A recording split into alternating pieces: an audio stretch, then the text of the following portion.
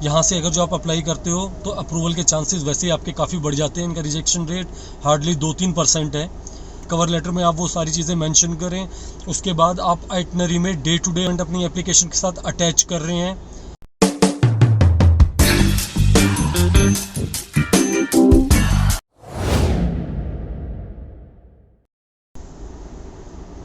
हाय, WhatsApp, कैसे हैं आप लोग? अगर जो आप थंबनेल देख कर आए हैं तो आपने पढ़ ही लिया होगा जो 2-3 चीज़ें मैंने मेंशन करी हैं थंबनेल के ऊपर। एक तो रिजेक्शन शेनेगन का कैसे कम करें, अप्रूवल के लिए क्या स्टेप्स उठाएं, और जो तीसरा एक सबसे इम्पोर्टेंट पॉइंट मैं जिसको समझता हूँ वो है आपका कवर लेटर। उसका सैंपल आपको दिखाऊंगा इसी वीडियो में और लिंक में भी पेस्ट कर दूंगा ताकि आप बाद में उसको रेफ़र करके एक अच्छा सैंपल लेटर लिख सकें। मैं एक्चुअली VFS आया था अपना वीज़ा कलेक्ट करने के लिए, तो टाइम था तो मैंने सोचा कि ज़रा शेनेगन वीज़ा के बारे में बात करी जाए। वैसे तो इंटरनेट भरा पड़ा है, यूट्यूब भरा पड़ा है शेनेगन वीज़ा के वीडियोस को लेकर। उसके बाद भी इतने क्वेश्चंस आते हैं शेनेगन वीज़ा के ऊपर। कितना बैंक में बैलेंस होना चाहिए, क्या डॉक्यूमेंट्स होने चाहिए, क्यों रिजेक्ट हुआ, 15 दिन हो गए, 30 दिन हो गए, कब वीज़ा आएगा, क्या है शेनेगन वीज़ा। हज़ारों क्वेश्चंस, बहुत क्वेश्चंस आते हैं। तो मैंने सोचा आज एड्रेस कर देता हूँ उनको फटाफट। ज़्यादा टाइम नहीं लूँगा, मतलब ज़्यादा बड़ा वीडियो बनाना नहीं चाहता मैं। आज मेरी फ़िनलैंड की फ़्लाइट है। बाय द वे मैं आज फ़िनलैंड जा रहा हूँ। स्कैंडिनेविया का पूरा मतलब मैंने टूर बनाया है, फ़िनलैंड, नॉर्वे, स्वीडन। तो अगर जो आपने सब्सक्राइब नहीं कर रखा है तो कर लो, बेल का आइकन दबा दो, अपडेट्स आते रहेंगे और आप स्कैंडिनेविया कंट्रीज़ भी देख लेंगे। लेकिन ये वीडियो उसके बारे में नहीं है। जो वीडियो है शेनेगन के बारे में मैं आपको बताता हूँ। स्टार्ट करते हैं कि शेनेगन क्या है। शेनेगन वीज़ा जो आपका है वो है 26 कंट्रीज़ का सिंगल वीज़ा। आपको इंटरनेट पे वीडियोस में हर जगह पता चल जाएगा। काफ़ी इजी है कि क्या क्या डॉक्यूमेंट्स आपको चाहिए। प्रॉब्लम कहाँ पर आती है, जब आप इन डॉक्यूमेंट्स की इम्पोर्टेंस नहीं समझ पाते हो, वो मैं आपको बताता हूँ। 1 बाय 1 पासपोर्ट सबको पता है। पासपोर्ट जो देना होता है स्टैम्प्ड हो, उसमें पहले प्रायर वीज़ाज़ हों, काफ़ी इजी हो जाता है शेनेगन वीज़ा लेना। मैंने एक वीडियो करा था डंकी लगाने वाला।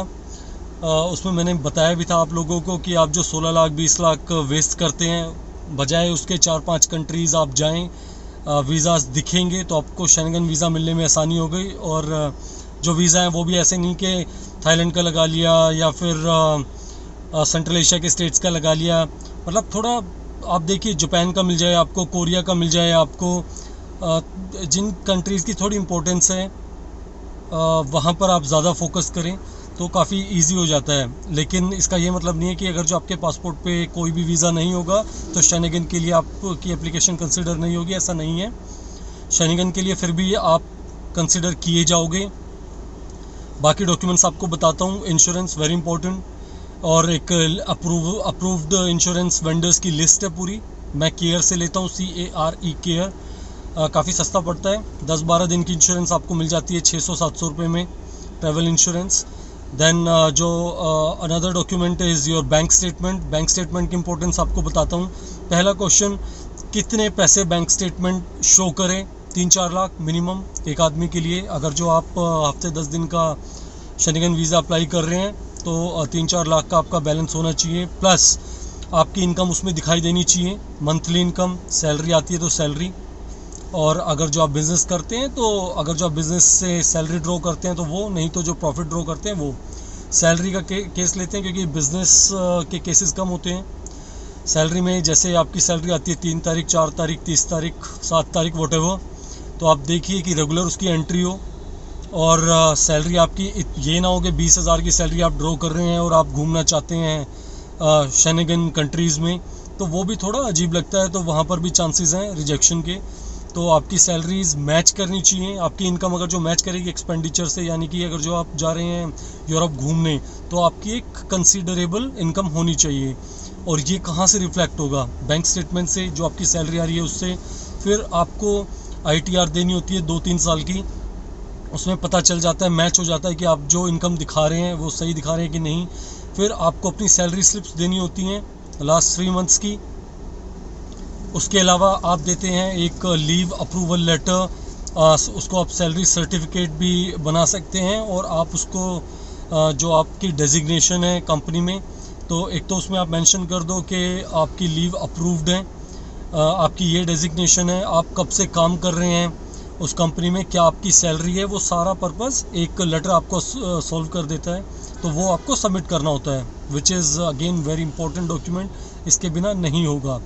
इसके अलावा जो आपको डॉक्यूमेंट्स चाहिए, एप्लीकेशन आप फिलअप करोगे, ऑब्वियसली होटल की बुकिंग आप करोगे, कंफर्म्ड होनी चाहिए, एयर टिकट्स होनी चाहिए। एयर टिकट्स के बारे में आप पढ़ोगे तो कई बार ये भी होता है कि आप कंफर्म ना करें जब तक आपके वीज़े की प्रोबेबिलिटी हाई ना हो या फिर आपको वीज़ा ना मिल जाए। लेकिन मैं आपको फिर भी यही कहूँगा, अगर जो आप जेन्युइन टूरिस्ट हैं, आप सच्ची में जा रहे हैं घूमने, तो आप बेधड़क जाके without any hesitation you can book your air tickets. उसके अलावा अब आते हैं मुद्दे पे, कवर लेटर। मैं आपको दिखाता हूँ, ये आप वीडियो में देखते रहें, ये मैं बाद में ऐड करूँगा। मैं अभी वीडियो बना रहा हूँ तो मैं अभी ऐड नहीं कर रहा हूँ साथ के साथ, लेकिन मैं एडिट करके शो करूँगा आपको। आप देखिए कवर लेटर में क्या क्या होना चाहिए। आप पहले बताएंगे कि मैं टूरिस्ट वीज़ा, अगर जो tourist Schengen visa C type होता है, D type is long term visa, या मतलब बाकी अलग अलग टाइप के वीज़ाज़ हैं, लेकिन आपको टूरिस्ट वीज़ा चाहिए होता है अगर जो आप शॉर्ट टर्म के लिए जाते हैं। जनरली जिन लोगों को जानकारी चाहिए वो सी टाइप ही अप्लाई करते हैं। डी टाइप वालों को काफ़ी पता होता है क्योंकि वो लॉन्ग टर्म है और वो जनरली जॉब के लिए, या तो जॉब सीकर वीज़ा है, या लंबे टाइम के लिए आप जाना चाहते हैं जॉब ढूंढने के लिए, या फिर जॉब के लिए आपके पास अपॉइंटमेंट लेटर हो, तो वो उस कैटेगरी को मैं कवर नहीं कर रहा हूँ अभी के लिए। Type C tourist Schengen visa, तो आप उसमें मेंशन करिए कि आप टूरिस्ट वीज़ा के लिए अप्लाई कर रहे हैं, इससे इस डेट तक आपकी छुट्टियां अप्रूव हैं, आप इस कंपनी में काम करते हैं, और आप डेट्स मेंशन करिए कि इस डेट से इस डेट तक आप शेंगन एरिया में रहना चाहते हैं, आपको सिंगल एंट्री चाहिए, मल्टीपल एंट्री चाहिए, वो सारी चीज़ें, प्लस आप क्या क्या डॉक्यूमेंट अपनी एप्लीकेशन के साथ अटैच कर रहे हैं। और इसके बाद सेकंड पेज पे आपको मेंशन करनी चाहिए अपनी आइटनरी। आइटनरी का मतलब ये नहीं कि कॉपी पेस्ट कर दिया इंटरनेट से। आइटनरी का मतलब है कि ये मेरी डेट है, इस दिन मैं एंटर करूँगा शेंगन में, next day the plan for the next day, कि आप फॉर एग्जांपल मैं अभी हेलसिंकी जा रहा हूँ, कैपिटल ऑफ फिनलैंड, तो मैं हेलसिंकी में what will I do on day 1, कि पहले दिन मैं क्या करने वाला हूँ, ये 3-4 चीज़ें मैं कवर करूँगा। On day 2 I'll cover these 3-4 things. Day 3 would be rest or shopping.